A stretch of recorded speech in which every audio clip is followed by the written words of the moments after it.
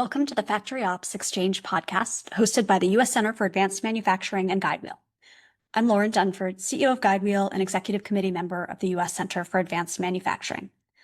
Today, I'm joined by Haley White of Madison Industries. She's a leader who's navigated leading multi-plant manufacturing operations across geographies and brings a special blend of rigor and process discipline with deep empathy for the human aspects of leading and people closest to the work. Haley shares lessons from her journey and offers a great perspective on the future of technology and manufacturing, what's overhyped, where are some big opportunities for impact, and how we can make sure that tools we build actually work for the people who will use them. Let's dive in.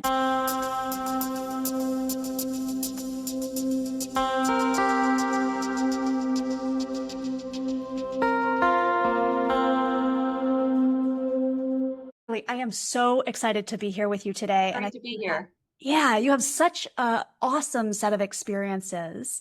If you wouldn't mind, just to start, walking me through how you got into this space of operations. Yeah. When did it click?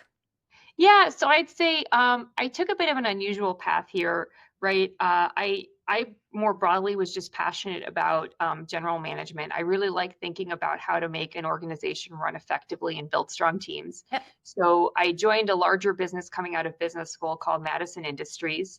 That's got a rather large collection of businesses, and I actually started out on the sales and finance side. And then, an opportunity arose to go from running a business that actually didn't even have its own operations. We outsourced it. We focused on just really effectively running about an 100-person sales force.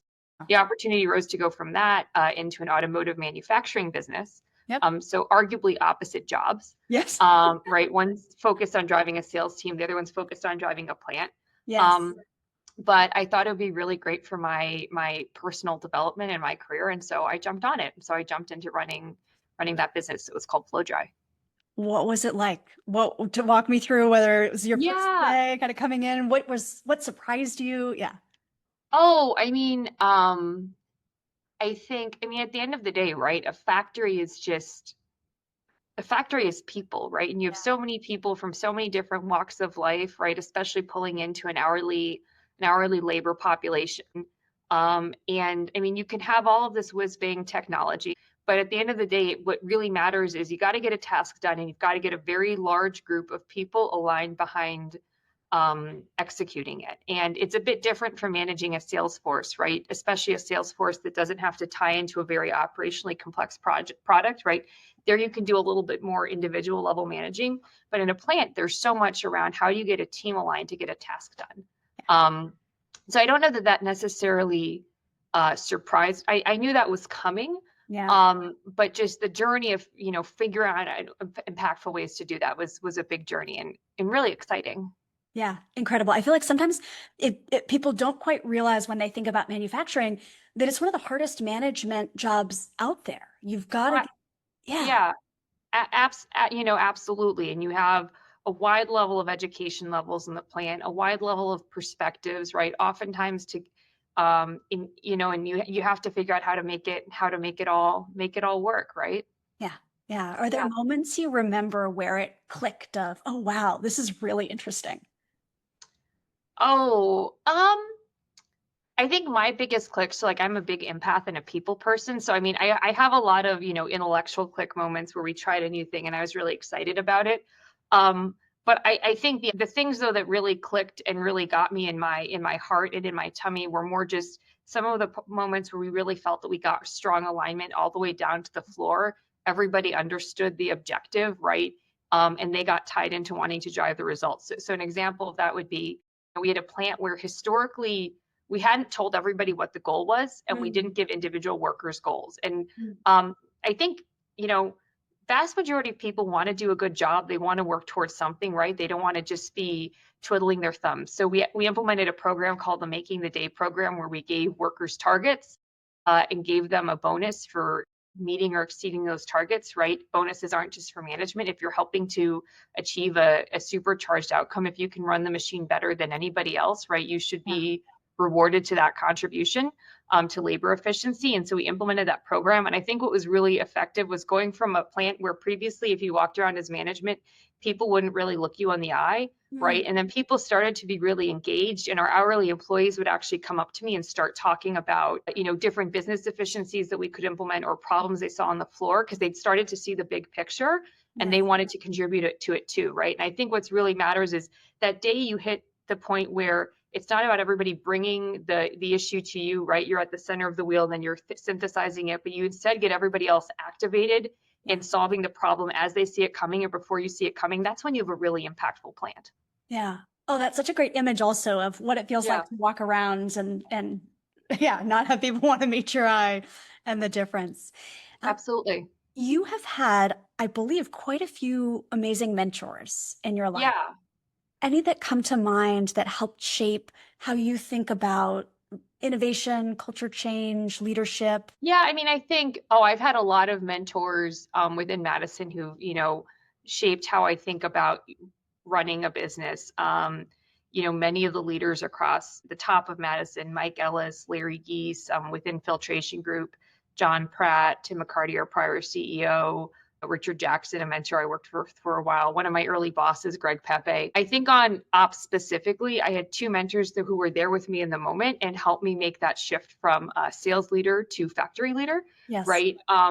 And just by giving me some key tools and saying, hey, if you roll out this system, I think it'll help you get where you need it to be, right? And those two were, it's a gentleman named Rob Carpio and Robert Stewart. And what they really helped me do was sit down and just think about how to do goal setting effectively for a factory level, factory workforce, and bring it all the way down to the individual employee. And then also implement some really impactful daily management practices, right? Where you just get the team in a room, looking at what happened yesterday, and then saying, okay, what do we need to go do about it, right? It seems like such basic stuff, but if you just have a very rigorous practice in place with your team of sitting down and saying, okay, what happened? What do we go do about it? What are our priorities? You can really get some great work done.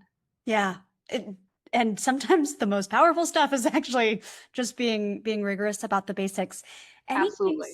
Any things you remember that they taught you about the systems of kind of translating goals, things that you think would be useful to others? I think honestly, you just need to break it down into the building blocks, right?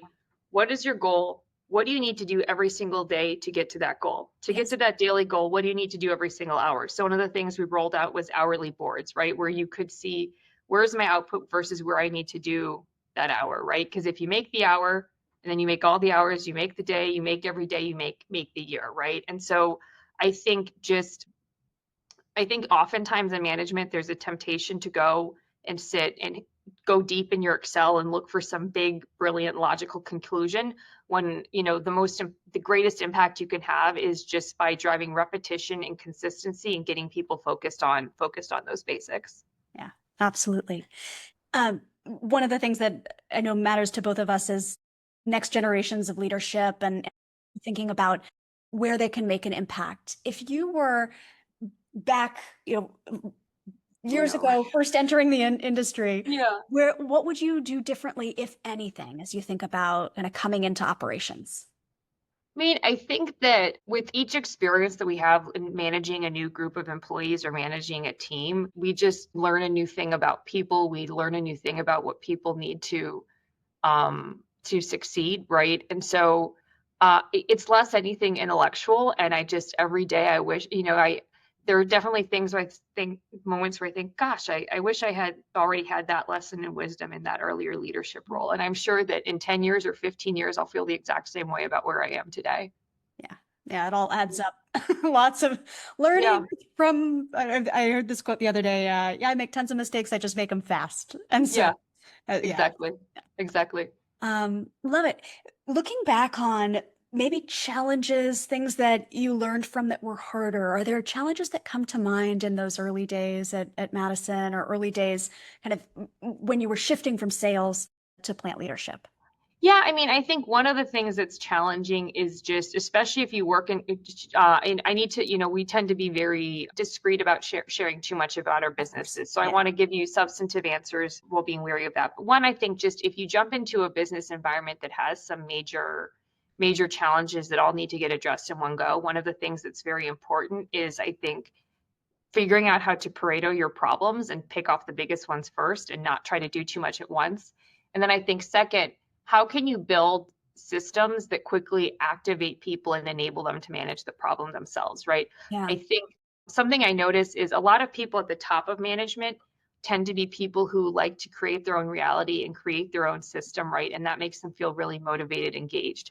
If you move a little lower down in the company, right, you have some people who feel that way. You also have some people, though, who actually find the act of creating their system from zero overwhelming. And Yeah. so sometimes one of the best ways to empower somebody is to make them a worksheet, a template, a process that they can then follow to drive the outcome, right? Then they're individually driving the outcome, but you've given them some train tracks to ride on. And I think that's very critical. Then I think the last thing that really matters is just and also sort of ties to empowerment is I think one thing I found when I jumped into flow dry was we had 3 plants Mm. that all had their merits, but they'd all developed some different systems. And I think there's a careful balance to strike between, where do you let people create their own dream, and then where do you create some standardized process? And because standardized process doesn't always have to be an active control. What it can also do is, create some nice organizational infrastructure Yeah. so that the team has more bandwidth to build on that and do other creative activities, right? And so I think if you make it so that we're not inventing it from zero each time we confront a problem, we put some great systems, processes, and infrastructure in place, right? Then the team can be so much more creative and focus on a lot more, innovation and growth projects. Yeah. Love it. Yeah. Oh, so well said. If you were coming into maybe a multi-plant organization today and thinking Yeah. about leading across plants that do some things differently, some things similarly, Yep. what are the things you might want to standardize based on your experience, and what are the things you might want to, leave to the individual creativity of the sites? I think it's a great question, slightly complex. Piece of it depends on who your team is, right? So, the 3 plants I took on at FlowDry had very different strengths. Mm. And so some of what you standardize, right, is to help cater to help, bring people up on weaknesses. And some of it you just do it so that you can be talking the same language and working together. So I think the key thing I'd say is first assess your team and see where they need help. And if you can make a common process to fill a gap, jump in there. But then I think taking a step back, I then say just where are the places where you need to be able to have a common language and oversight, right? So an example would be a new product launch, right? If you create some standard process and stage gates around new product launch so that everybody can sit down, audit how you're performing, and making sure that you're getting that new product shipped to the customer and with perfect quality for the first delivery, getting everybody following the same process will enable you to get to that endpoint much more quickly, because everybody will be able to get to the table and work together much more quickly. Yeah. Yeah. That makes total sense. Yeah. Any examples where you felt like you were able to come in and drive a dramatic transformation? You've already shared one of engaging everyone on the team in new solutions. Any other examples of going from something that was hard to being able to turn it into a transformational opportunity? Within operations, I mean, I think a piece of it. So one of the examples I gave was about making it about, tying it to what each worker needs to do to be able to be successful. Yeah. But I think the other one I would just expand right on that idea of giving people tools that enable them to succeed in their jobs and then manage to an outcome. We had one point where I was filling in as interim plant manager. Yeah. For our largest facility. And so for that time, I had 26 direct reports. Oh.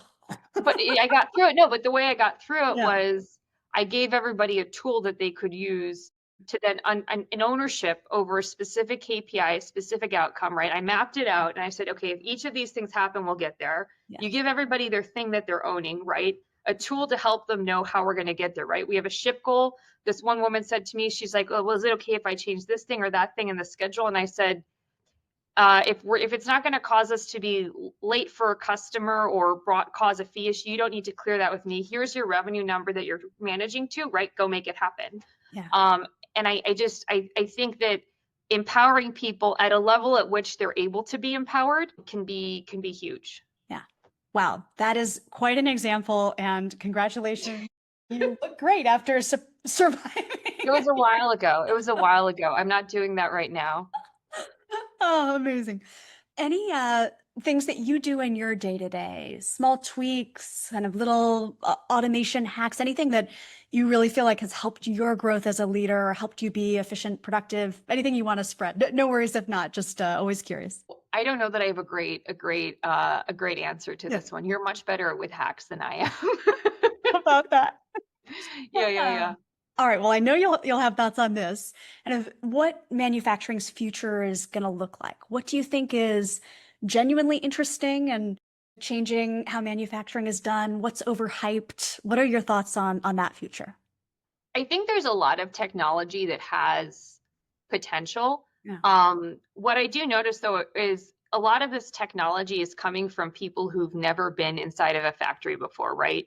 And I think 95% of Americans' plants roughly are classified as small or medium size enterprises, right? The Yeah. number of plants that are large, have large employee bases, have large SG&A budgets to fund tech initiatives is actually quite small. And so where I'm going with that is to me, a piece of it's about what's the great technology, but it's also what's the great technology combined with a user experience that someone with a high school education or an associate's degree can find accessible. Because it doesn't matter how many whiz bang features that you have.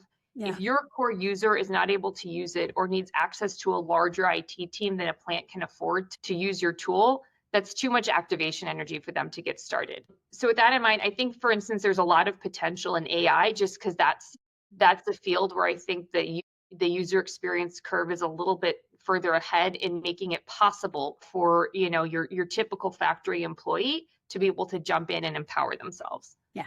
Yeah. Yeah. Yeah. Very well said. I know you're specifically thoughtful about this in areas that you've used as well on the Yeah. floor.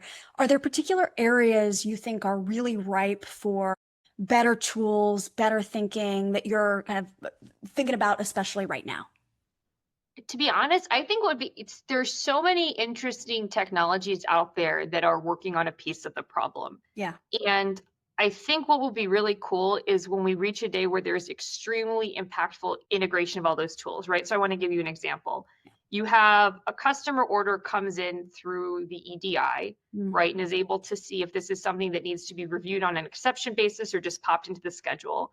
An AI agent sticks into a schedule optimizing for on-time delivery and labor cost, Yeah. right? And then you have automated reporting telling you if your machines are producing at that schedule or not, right? And so basically what I'm getting at is a point where the basic grunt work of just figuring out what are we going to go do and making a plan is largely handled by a computer engine just applying equivalents to Excel logic, right? And then that leaves a lot more space for people to sit down and focus on the root cause analysis and the innovation, the growth, the problem solving issues. Because I think it's really amazing how there's a lot of problems that you can, or just tasks that you can break down into rules of logic, currently get handled by humans because it is hard to set up the programming to capture all of those rules of logic impactfully. Yeah, absolutely. It's also such that I'm so on board with that vision. Yeah, Everything talks to each other nicely, and we have, people take yeah, having the ability to focus their time on the more important things, not the grunt. yeah. Any examples you've heard of people doing interesting things in those areas, or have things that you're watching? Oh, I mean, I've always been a fan of your technology just because I think it's interesting, right? But again, it has a UX that's accessible and it's easy to install. I'm curious to see what emerges with predictive maintenance. Great maintenance systems are a huge issue. I think what I'm curious to see there though is especially if someone's got a very customized process, are you able to create a predictive maintenance system that's able to get enough training data to adapt to a very new machine and process, right? But I think those technologies are great. I think smarter scheduling systems are great. I also just think right now we live in a world that's so ERP constrained. A lot of, and so you could have a scheduling tool within your ERP that doesn't really work that great for your scheduler, but if you made the switch to something else, it would make it harder for your purchasing team to look at MRP, right? And so can we reach a point where there's a little bit more flexibility and you're able to integrate the right tools for Yeah. each department? Yeah. Yeah. Oh, super interesting. And Yeah.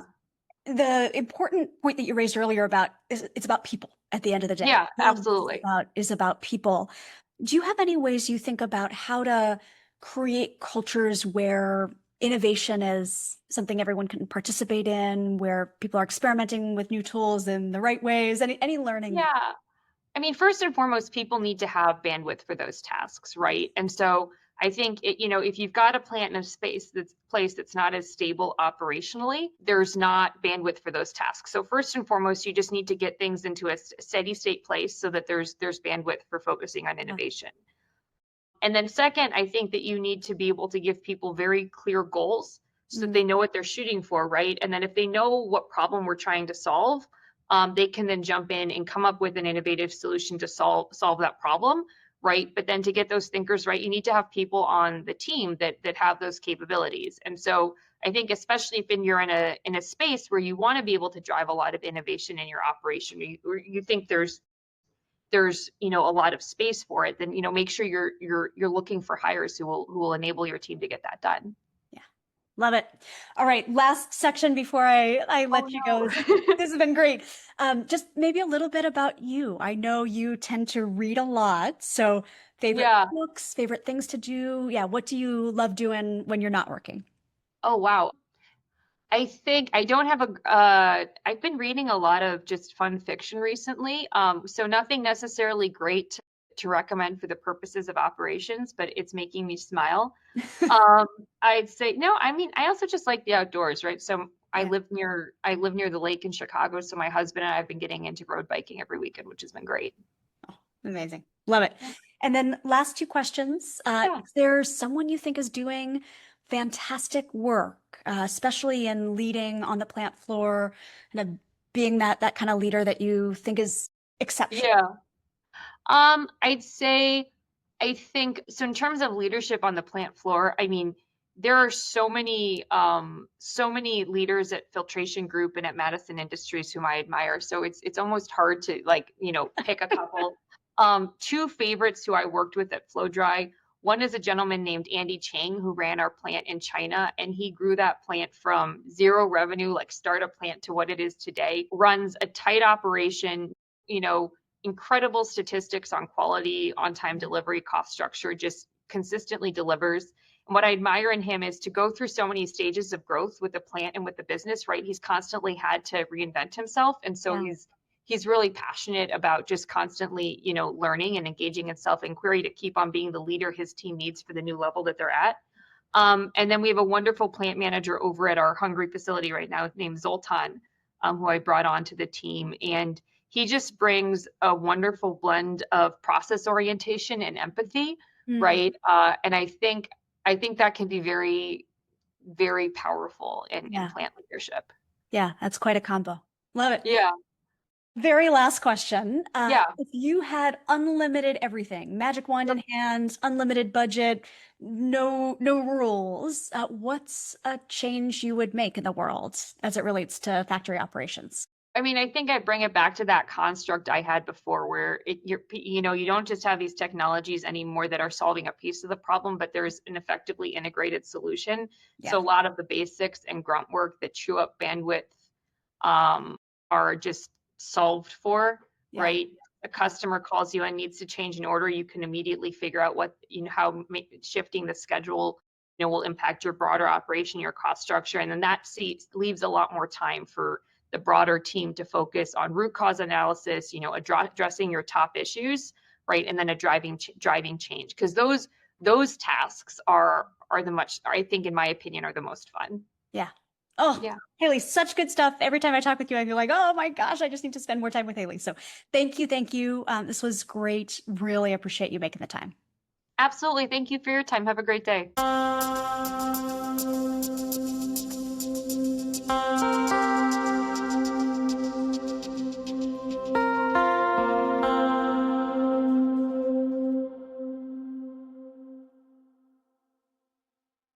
A huge thank you to Haley for sharing her insights and stories. Her experiences are a reminder that transformation doesn't just come from new tools or strategies. It comes from enabling people at every level with clear goals, the right systems, and the time to innovate and think about how they can improve.